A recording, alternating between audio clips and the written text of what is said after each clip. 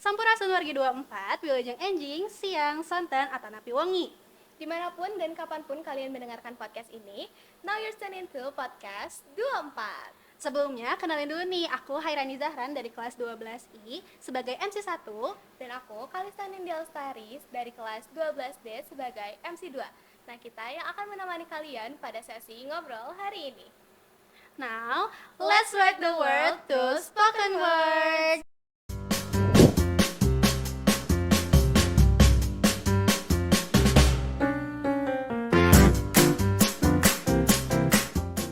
Nah, Kak, tadi kan di awal kayak kamu ada ngomong pakai bahasa apa sih itu? Itu bahasa apa sih? Yang di awal banget itu kan, jadi tadi itu aku pembukaannya pakai bahasa Sunda. Jadi bahasa Sunda ini emang umum banget dipakai di Jawa Barat, khususnya di kota Bandung. Oh iya, ngomong-ngomong kita ngomongin Jawa Barat dan kota Bandung nih ya, aku tuh penasaran banget deh sama sejarah-sejarah di kota Bandung ini. Karena kan sedengar aku tuh kayak kota Bandung tuh punya banyak banget julukan kan, kayak ada Bandung Lautan Api, kota kembang, kota kuliner, terus sama betul. Paris Van Java. Penasaran gak sih kamu? Kamu penasaran kan? Sama aku juga. Dan itu pun pas banget nih sama pembahasan kita hari ini, sekaligus untuk memperingati Hari Jadi Kota Bandung. Wow. Jadi di episode ketiga kali ini kita akan sama-sama membahas mengenai sejarah Kota Bandung. Wah, seru banget sih. Aku gak sabar banget buat bahas sejarah-sejarah di kota Bandung. Nah, kelihatannya kan kita nggak di 24 ya ini. Kita pasti nggak sendirian dong. Ya bener banget, di sini kita akan ditemani oleh salah satu narasumber kita yang akan membantu menjelaskan mengenai sejarah-sejarah Kota Bandung yang kalau kita bertanya-tanya tuh nanti kita bakal tahu sendiri gitu loh dari Betul ceritanya. banget. Nah, mungkin langsung aja kita panggilkan narasumber kita hari ini. Halo. Nah, boleh nih Kak kenalan dulu sama Radupat sekalian. Oke, halo teman-teman Radupat. Perkenalkan, nama kakak Rian Faldani Ahmad Hidayat. Kakak merupakan PNS di Dinas Pariwisata dan Kebudayaan Provinsi Jawa Barat dan sekarang penempatannya di Museum Monumen Perjuangan Rakyat Jawa Barat. Wow, keren banget ya. Nah, karena kita sekarang udah kenalan juga nih sama Karian, boleh dong kita bahas nih ke pembahasan pertama. Iya. Boleh dong. Kalian, aku mau nanya nih, aku tuh mau nanya mengenai asal usul dari Kota Bandung tuh kenapa sih bisa disebut Kota Bandung gitu? Oke. Nama Bandungnya tuh dari mana? Kalau misalnya kita tarik lebih jauh lagi ya teman-teman, kenapa Bandung ini disebut sebagai Kota Bandung? Awalnya itu, teman-teman tahu nggak kalau misalnya sebelumnya Bandung ini merupakan sebuah danau? Oh ya. Iya, jadi sebelum itu danau purba ya. Jadi kalau misalnya teman-teman melihat dari atas puncak Gedung Sate, itu teman-teman akan melihat kalau Kota Bandung itu diriung gunung. Di area sebelah utara itu ada Gunung Tangkuban Perahu kan, di area sebelah selatan ada Pegunungan Malabar, di area sebelah timur itu ada Gunung Manglayang, kemudian di area sebelah barat itu ada rangkaian perbukitan Selacau begitu. Jadi seakan-akan kayak mangkok begitu. Nah, dulunya itu merupakan danau purba. Nah, kenapa disebut Kota Bandung? Karena airnya itu dibendung, teman-teman, atau terbendung gitu. Jadi dari kata bendung menjadi Bandung. Gitu. Sebenarnya asal usulnya dari sana. Itu juga jadi dalam ilmu sejarah itu ada namanya istilah toponimi. Toponimi itu asal usul nama sebuah daerah. Nah, ini berangkat dari folklore atau cerita rakyat gitu. Ternyata Kota Bandung punya makna banget ya dari namanya itu. Jujur aku baru tahu nih. Terus lagi ada folklore-nya juga. Keren Iya. banget ya. Nah, mungkin kan selanjutnya kayak di Bandung tuh kan banyak banget julukan-julukannya. Salah satunya tuh Bandung Lautan Api. Nah, boleh nggak nih Kak ceritain kayak kenapa bisa ada julukan itu? Nah, harus kalian luruskan sebenarnya Bandung Lautan Api itu bukan apa namanya julukan, tapi sebuah peristiwa, teman-teman. Jadi peristiwa yang terjadi setelah Indonesia merdeka waktu itu. Jadi waktu itu kan setelah Indonesia merdeka ini kan tentara Belanda itu nggak ada di sini kan. Kota Bandung itu sudah dimiliki oleh masyarakat Indonesia gitu. Nah, karena nggak rela nih orang Belanda itu kalau misalnya Indonesia merdeka, akhirnya mereka datang kembali berusaha untuk menguasai lagi daerah-daerah di Indonesia, salah satunya Kota Bandung. Nah, akhirnya itu sekitar bulan Maret tahun 1946, ya kan, setahun setelah Indonesia merdeka gitu, orang Bandung itu diultimatum, pokoknya mereka nggak mau tahu, harus meninggalkan yang namanya Kota Bandung ini, kalau enggak nanti ya tahu konsekuensinya seperti apa. Nah, akhirnya karena memang waktu itu masyarakat itu nggak rela sebenarnya untuk meninggalkan kota Bandung. Ya wayahna nih, akhirnya kota Bandung ini harus dibakar. Nah sebenarnya ada fakta lagi teman-teman, kota Bandung itu nggak dibakarnya itu semuanya. Oh. Nah, lalu segimana? Jadi gini teman-teman, ada garis imajiner ya kalau kalian bilang. Garis imajiner itu garis yang tidak terlihat. Jadi batasnya itu di Jalan Asia Afrika. Ya, di alun-alun.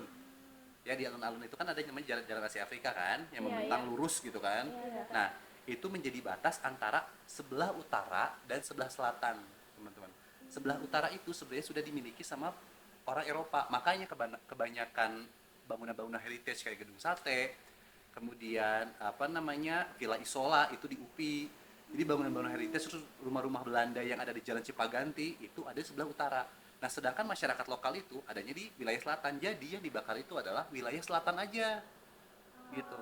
Makanya kalau misalnya teman-teman ngeliat di Google Maps nih, ini kayaknya nanti apa namanya teman-teman boleh dicek 24 juga ngecek Google Maps, terus kenapa sih kawasan selatan itu lebih padat dibandingkan dengan kawasan utara.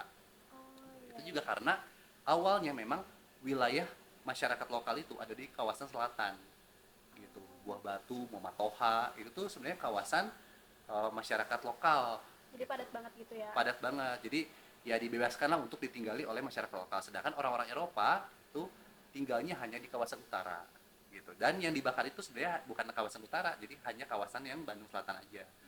Kemudian yang kaburnya kemana? Mereka kaburnya ke kawasan yang lebih selatan lagi. Ada yang kabur ke Garut, ke daerah Pangalengan dan segala macamnya gitu. Kalau dengar dari cerita-cerita gitu kan jadi kayak kesannya seluruh Bandung ya yang Iya. dibakarnya gitu. Berarti ketika masa Bandung Lautan Api pun itu Bandung bagian utaranya tuh masih sama Belanda, sama Eropa. Iya, jadi gini, waktu itu kan memang apa namanya sebenarnya sudah dimiliki sama kita gitu kan. Tapi karena ada kesadaran bahwa ini kan bangunan heritage atau bangunan bersejarah dan juga penting untuk maksudnya bangsa Indonesia itu sendiri gitu kan. Akhirnya mereka nggak ngebakar kawasan yang sebelah utara. Terlebih juga waktu itu, jadi Belanda itu datang ke Bandung itu nggak sendiri. Mereka itu di backingi oleh tentara Inggris. Tentara Inggris ini menyewa tentara lagi.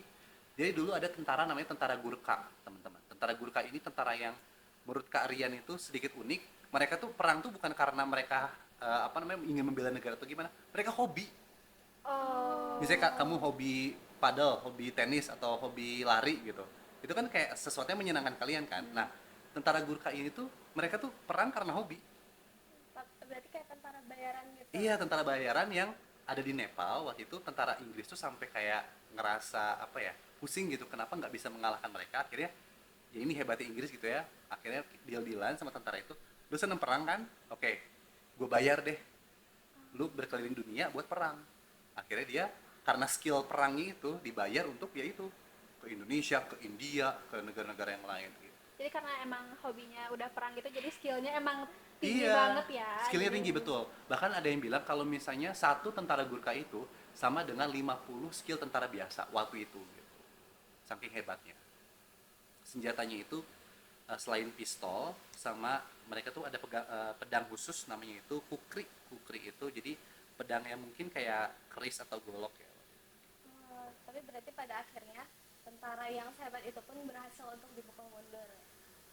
Tentara yang hebat itu tuh Mana? setelahnya. Setelahnya. Jadi gini, kalau misalnya untuk yang apa namanya dipukul mundurnya itu pada akhirnya memang setelah peristiwa Bandung Lautan Api ini, Kota Bandung akhirnya dikuasai dulu oleh Belanda. Tetapi ada masa transisi akhirnya bisa dikembalikan ke Indonesia. Oke. Nah, berarti dari cerita kakak tadi kita bisa jadi tahu dari dibalik nama Bandung Lautan Api ini tuh ada cerita apa aja. Oke, jadi kan tadi kalau Kalisa sendiri penasarannya tentang nama kota Bandung yang dijulukin Bandung Lautan Api. Kalau misalnya aku sendiri tuh kayak penasarannya sama julukan Bandung yang Kota Kembang. Oke. Kalau misalnya itu dari mana sih? Jadi waktu Kak Rian masih di Gedung Sate waktu itu, Kak Rian menemani teman-teman, ini cerita sedikit ya. Jadi menemani teman-teman dari Museum Gedung Sate untuk mengulas sedikit tentang kenapa sih Kota Bandung itu disebut sebagai Paris Panjava. Kemudian kenapa disebut sebagai Kota Kembang. Jadi ada sejarahnya teman-teman waktu itu tuh ada konotasi yang positif, ada konotasi yang negatif nih kalau untuk Kota Kembang. Jadi konotasi yang positif dulu ya. Jadi waktu itu apa namanya Kota Kembang ini mungkin karena terkenal adem, banyak tamannya gitu kan. Terus juga eh, orang Eropa itu mempersiapkan kota Bandung ini bukan untuk kota metropolitan sebenarnya. Oh, emang. Jadi dulu masyarakat kota Bandung kota Bandung ini hanya dipersiapkan untuk dihuni oleh 500.000 penduduk. Sedangkan sekarang kota Bandung sudah diisi oleh 3 juta penduduk lebih. Berarti kan sudah overpopulated Iya, kan. iya. Nah, ini yang sebenarnya disayangkan juga karena waktu itu orang-orang Eropa itu sudah berpikir bahwa ya memang cocoknya ini kota Bandung itu untuk 500.000 penduduk. Makanya jalan-jalanan kota Bandung itu nggak besar-besar, kecil-kecil, banyak yang satu arah. Makanya kalau kita melewati satu jalan itu ya wayahna harus muter balik kayak gitu kan, atau muter jauh kayak gitu. Nah, kemudian itu yang pertama, konotasi yang pertama karena memang banyak kembang atau adem. Tuh. Nah, konotasi yang kedua itu agak sedikit negatif karena waktu itu orang-orang Eropa mungkin mencari kesenangan in terms of dulu tuh banyak ada kata mungkin pelacuran gitu ya di kota Bandung. Jadi perempuan-perempuan yang melacurkan diri itu disebut sebagai kembang gitu. Jadi mereka kalau ingin bersenang-senang dalam tanda kutip itu mereka akan datang ke kota Bandung kayak gitu. Jadi vacation untuk ngadem tetapi juga mencari kesenangan terselubung gitu dalam Cukup tidak disangka ya Iya. ternyata Iya. dari kisah kota kembang ini. Tapi kan kalau misalnya emang dari secara cuaca gitu-gitu emang Bandung terkenalnya emang lebih sejuk gitu kan. benar banget. Nah mungkin kan mungkin ada perbedaan kan, setahu aku kakak dari Jakarta juga kan. Nah ketika kakak sampai Bandung, bener gak sih ngerasain kalau misalkan Bandung tuh adem, sejuk kayak gitu? Nah kira-kira wisata apa aja sih yang menurut kakak menarik nih buat kita gaungi di Bandung? Oke.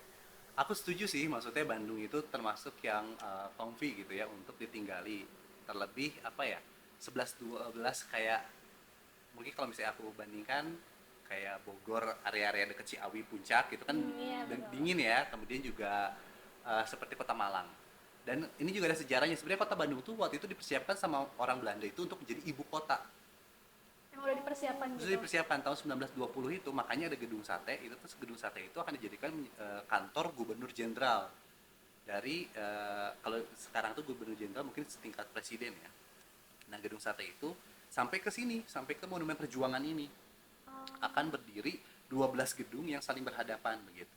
Nah tetapi pemindahan ibu kotanya itu harus dibatalkan. Kenapa? Karena memang terjadi krisis ekonomi waktu itu tahun 1929, akhirnya dibatalkan. Nah, calon kotanya itu yang hampir mirip, ada Bandung, ada Kota Malang. Kenapa akhirnya dipilih Bandung? Karena Bandung itu lebih dekat dari Jakarta gitu. Iya. Jaraknya. Iya, Jadi iya. distribusi material atau segala macamnya itu lebih dekat dibandingkan ke Jawa Timur gitu kan. Nah, kemudian kembali ke arah pertanyaannya, kalau misalnya ke Bandung itu berarti ingin berwisata kemana, kearian itu lebih membagi menjadi dua gitu ya. Yang pertama misalnya kalau misalnya mau tiga bahkan, kalau sekarang nih Gen Z itu pasti terkenalnya sama tiga. Jadi yang pertama misalnya kalau mau bidang sejarahan berarti kita ke museum-museum. Iya. Di Bandung ada museum Gedung Sate, ada museum geologi, ada museum Monpera Jabar, kemudian ada museum Sri Baduga gitu kan. Kemudian juga kalau misalnya mau ke alam-alam, mau ngadem gitu kan, ke Lembang di kawasan utara, kemudian di kawasan selatan itu ada Ciwidey dan Pangalengan gitu. Dan yang ketiga ini yang kadang-kadang lupa tapi sekarang penting banget, kalau mau wisata kafe Itu Iya, ya banget. kan, kafe atau coffee shop. Bahkan kadang-kadang tuh kalian gini, misalnya sering teman-teman dari Jakarta gitu ya suka nanya kayak, Yan, kafe apa sih yang enak buat nongkrong atau buat gini-gini, lo tau nggak kafe ini gini-gini. Hah, emang ada kafe itu ya? Bahkan orang Jakarta itu lebih tahu dibandingkan dengan aku yang udah tinggal di Bandung gitu. Kadang kitanya juga kayak emang ada Kayak ya? lebih Iya, tahu emang gitu. ada ya? Oh iya ada ya di sini. Oh ini mah daerah sini, deket sini kayak gitu. Padahal aku sendiri belum pernah nyoba, pada akhirnya nyoba karena ya bawa teman dari Jakarta itu gitu. terus ya kalau misalnya kita lagi buka TikTok gitu, Iya. terus kalau misalnya lagi ada rekomendasi kafe gitu selalu ada kata ini lagi nih. Iya, soalnya ya selalu di kota ini Bandung. lagi nih. Kenapa sih harus di Bandung mulu kayak gitu kan? Iya. Kan mungkin berarti sesuai juga sama julukannya kota kuliner kali ya? Iya betul. Kota kuliner. Kalau misalnya dari kulinernya sendiri nih, kalau misalnya kalian sendiri sukanya makanan yang selalu ada di Bandung itu apa aja sih gitu? Apa ya? aku yang eh, aku suka sesuatu yang comforting, jujur. Dulu apa namanya? Mamaku kan orang Jakarta juga gitu kan, tetapi dia senang belajar masak. Nah, aku pertama kali dimasakin soto Bandung itu aku suka. Karena aku nggak terlalu suka masakan yang terlalu nendang. Yang flavory gitu. Iya, jadi aku termasuk orang yang senangnya tuh masakan light gitu loh. Jadi Iya. dan soto Bandung itu kan nggak pakai santan kan, nggak pakai susu kayak soto Betawi gitu. Jadi ketika makan soto Bandung pakai lobak lagi, daging kayak seneng aja gitu makannya gitu. Kemudian kalau misalnya jajanan-jajanan, hmm, aku seneng coklat. Jadi ada yang namanya tiramisu, aku suka itu. Itu enak Iya banget tuh. sih. Ini kita nggak di ini ya, Nggak di endorse. nggak di endorse. Tapi kalau mau boleh. Iya, boleh boleh boleh. Soalnya dari awal viral juga sampai sekarang emang masih penuh terus kan. Iya, benar. Ya emang membuktikan kalau itu enak gitu. Iya. Mungkin dari yang siapa tahu kesukaannya sama Karian, boleh banget cobain dari rekomendasinya Karian tadi. Nah, mungkin sekarang kita jadi makin tahu ya sejarah dari macam-macam di Bandung. Dari tadi ada julukannya, terus ada juga kenapa namanya Bandung gitu, terus sampai ke wisata-wisatanya yang dimana mungkin kalau anak-anak zaman sekarang ngincer banget tuh yang namanya wisata ke Bandung. Oke nih Kak, sebelum kita tutup, mungkin ada nggak sih Kak fun fact lain yang perlu diketahui sama masyarakat Bandung? Tentang Bandung. Iya dong. Tentunya. Apa ya? Oh, ini paling banyak orang yang belum tahu teman-teman kalau misalnya Kota Bandung itu sebenarnya awalnya bukan di sini. Oh iya. Iya, jadi awalnya bukan di area Gedung Sate dan sekitarnya lah gitu. Yang kita tinggalin sekarang gitu Iya, ya. yang kalian tinggali sekarang gitu kan. Nah, sebenarnya Kota Bandung itu awalnya ada di 11 km Kota Bandung yang sekarang. Wow. Kalian pernah dengar nama Dayakolot nggak? Oh iya, tahu-tahu. pernah. Pernah kan? Nah, Dayakolot itu kalau misalnya dilihat asal-usul namanya, Dayah itu artinya apa? Kota. Kolot tua, ya kan? Nah, kota tua. Nah, ini jadi ada hubungannya nih. Ternyata Kota Bandung itu kota tuanya itu ada di sana. Jadi dulu pendopo Bupati Bandung ada di sana, teman-teman. Nah, akhirnya kapan nih dipindahkan ke area Kota Bandung yang sekarang itu tahun 1908. Dan baru terrealisasi benar-benar pindah itu tahun 1810. Tepatnya tanggal 25 September. Nah, kan kemarin belum lama nih kita Oh iya. itu kan apa namanya hari jadi Kota Bandung. Nah, itu bertepatan dengan pemindahan atau surat resminya Kota Bandung itu lahir kayak gitu. Kayak dipindahin ke sini. Dipindahin ke sini. Kemudian dipindahannya kemana? Waktu itu alasannya karena ini ada Gubernur Jenderal namanya Dandels. Dandels itu sedang membangun jalan raya pos namanya De Grote Postweg. De Grote Postweg itu artinya jalan raya pos, jalan raya pos yang sangat besar lah gitu. Terbentang 1000 km dari Anyer sampai ke Panarukan, betul. Nah, melintasi Kota Bandung. Kota Bandung itu bukan di sini ternyata. Kota Bandungnya ada di wilayah selatan. Terus kayak Dandels itu ngerasa kayak ya nggak efektif kalau Kota Bandung ada di sini. Pokoknya ketika aku kembali ke sini, aku pengen sudah berdiri sebuah kota. Akhirnya pendoponya dipindahkanlah ke area alun-alun yang sekarang atau Jalan Asia Afrika gitu. Jadi alasan kayak perpindahan Kota Bandung dari Kolot ke yang sekarang tuh sebenarnya gara-gara mau dibangun jalan itu. Iya, betul. Dibangun jalan itu tahun 1908 sampai 1810 gitu. Akhirnya ya udah deh Kota Bandung mulai dibangun. Dibangunnya juga awalnya nggak terlalu besar-besar banget. Awalnya hanya pendopo, kemudian juga ada masjid, kemudian ada alun-alun. Nah, gitu. Makanya Raden Adipati Wiratakusuma kedua itu sebagai pendiri Kota Bandung itu disebutnya sebagai Dalem Kaum. Karena dulu dia dimakamkannya itu di dekat Kauman. Tahu nggak Kauman apa? Kauman itu masjid.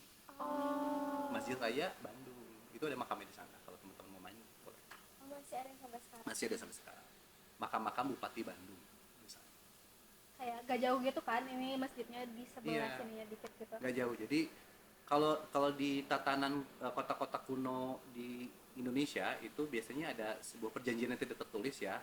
Ada namanya morfologi. Morfologi itu alun-alun itu biasanya di tengah.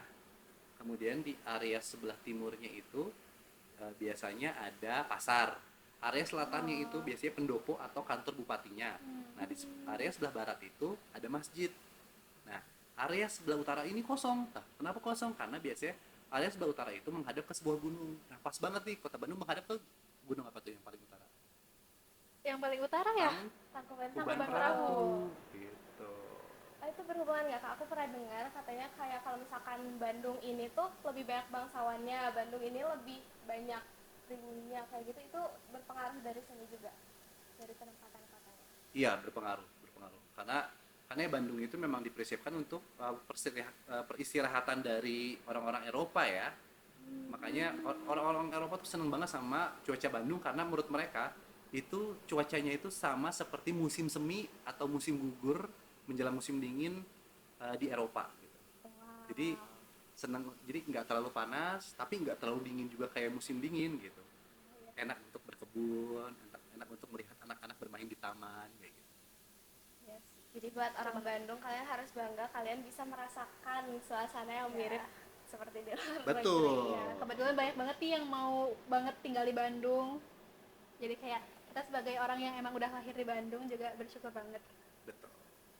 Oke, mungkin dari tambahan cerita dari kakak juga itu makin melengkapi dari kisah-kisah yang kita bicarakan hari ini, yang dimana tadi kita udah mengetahui tentang sejarah-sejarah di kota Bandung, dari kenapa namanya Bandung, lalu juga dari julukan-julukannya, ada kayak Bandung Lautan Api dan juga Kota Kembang, yang dimana ternyata sejarahnya ada yang baik dan juga buruknya, itu yang benar-benar jadi plot twist kita hari ini nih. Nah, dari situ juga kita ternyata dapat cerita bahwa saya tadi tuh dulu tuh Bandung bukan di sini ternyata, tapi ada di tempat lain. Nah, mungkin kita berterima kasih banyak sama kalian karena udah bisa Sama-sama. nge-share cerita-cerita yang sungguh keren ini sama kita. Jadi kita kayak sebagai orang Bandung juga makin tahu nih tentang sejarah Bandung sendiri. Harus dong. Betul. Nah, mungkin kalau misalkan kalian yang makin penasaran sama kisah-kisah di Bandung, boleh kalian search ataupun datang ke monumen-monumen ataupun museum yang ada di Bandung ini Betul. ya, Kak. Jadi terima kasih kepada narasumber ya kita hari ini yang sudah berbagi cerita dan pengalaman mengenai sejarah Bandung. Semoga ini bisa menambah pengetahuan kita tentang sejarah-sejarah di Kota Bandung. Nah, aku Kalista Nindya Lestari sebagai MC 2 dengan rekan aku. Dan aku Hairani Zahran sebagai MC 1. Kami pamit undur diri. Sampai jumpa di episode selanjutnya. See you Radupat.